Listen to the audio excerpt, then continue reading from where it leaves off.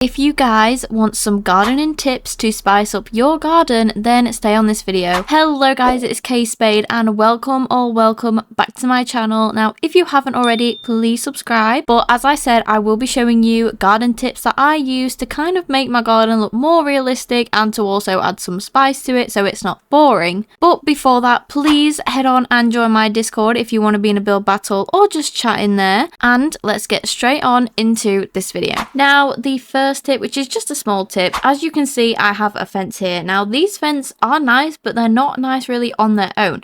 And a way you can spice this up is by using a round hedge and just going all around your fence. And it kind of creates this like nice, I don't even know how to explain it, but it just looks so much nicer than just the plain fence. So obviously here we have our little garden that we're going to use. Now, my second tip is to do with trees. So as you can see, if you just place one tree, it does obviously look okay, but the best thing to do is kind of give it some shape around here. And what I mean by this is just go in and add plants like this to make it look more realistic than just a tree by itself. You could even use this and just add a ton of like little plants around it just so it kind of fits in. And as you can see, that is already looking better.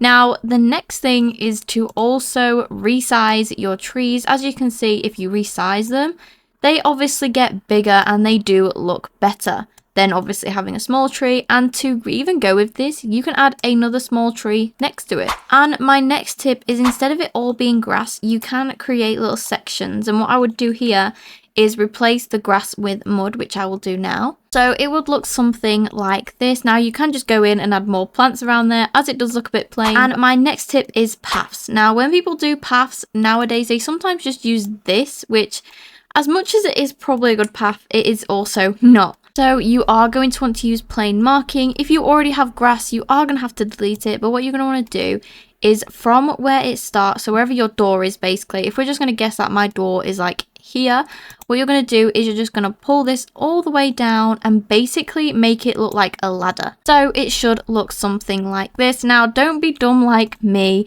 I didn't colour it before I placed them all, which I should have done, because now I have to go in and colour every single one of these, but please remember to do that. Now, you are going to want to colour it a grass texture, which will be the same colour as the actual grass you use on your floor. And then going in with your floor, you're just going to want to go over this, and there you go. It kind of creates this like stepping stone kind of feature. Now, you can change this to however you like. I would probably change this to a little bit of a darker grey, so it looks like that.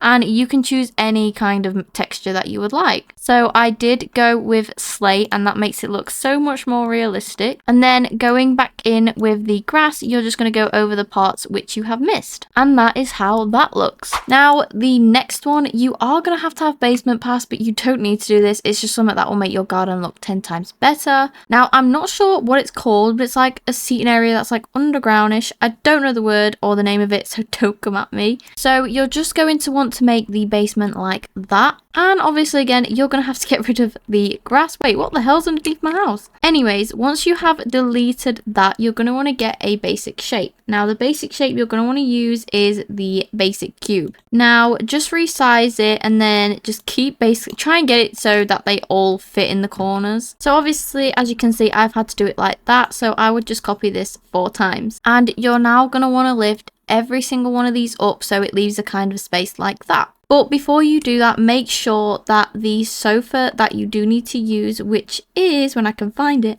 this one, you are going to want to check that it literally just comes above it. So it should look like that. And then in the middle, you're going to want to do the same, as this is going to be where the stairs are. And now you're just going to create some stairs going up to here. So the stairs should look something like that. And then going back to that sofa, you're just going to want to place it around this whole part. So obviously it should look something like this. Now, you can go in and just add a fireplace or whatever you want really there, and then colour it to however you like it. And the next thing to spice up your garden is to add a bar. Now, for this, you don't have to use a pergola if you don't want to, but I always do. So you're going to want to use one of these. Now, this part here is where people are going to be sitting. So you can use any counter that you would like. All you're going to want to do is just place this so it's facing this way. So I would kind of place it there and then just go along until you you reach this end. And after you've done that, at the back of it, you are gonna want to do the same. And basically here is where all your stove and your fridge is going to be. And that is how the bar should look. Obviously, sometimes this happens with a pergola, but these are resizable, so you can just make it bigger like that. And obviously, do not forget to add chairs. And the next thing you can add is like a little picnic area, but you can decorate this really nice so it looks kind of magical. Now, when I do these, I do like to use this arch, but you will need to delete your fence. So it should look something like this as the entrance. Now, you are just going to place a ton of trees to make this kind of reserve, and then go in and add a bunch of plants. And my next tip, which is my favorite part, is to add fairy lights. Now, don't put them all the way up here. Add them where the kind of the fence is and pull them along to this side, and then carry on just connecting them to the trees. And then you can add your picnic table in, and I would kind of like slant it a bit to give it a more realistic look. And then you can add a picnic blanket on there or whatever you would like. And this looks so good at nighttime. As you can see, the fairy lights just make it great. Now, my next tip is space fillers. Now, if you can obviously see here, I have quite a few odd spaces. And what I love to put here is the wildlife stuff. Now, all of these are basically stuff like the bird feeder, and obviously the next one that I'm going to show you, and like the birdhouse. And generally you can decorate around these with plants, and they are just such good space fillers, and they add a lot to the game as the birds actually come to it. And the next one that I like because it's so interactive is the beehive. Now, you can actually get honey from this, which I love, and that's why I always add it in my garden. But again, it does look weird on its own, so you can go around with plants and decorate it. And in the end, this is how the garden looks with some of the tips I showed you. I think my favourite has to be either this picnic park or it has to be this. Now, I would definitely add these to your garden as they spice it up, and you will probably get a lot of compliments about it or how you did it. And another cute thing that I would recommend adding as this spices your garden up in the dark is fireflies. I know this was the end of the video, but I just wanted to put this in there. Thank you guys so much for watching this video. If you did like this video, then please consider subscribing. I would really appreciate it.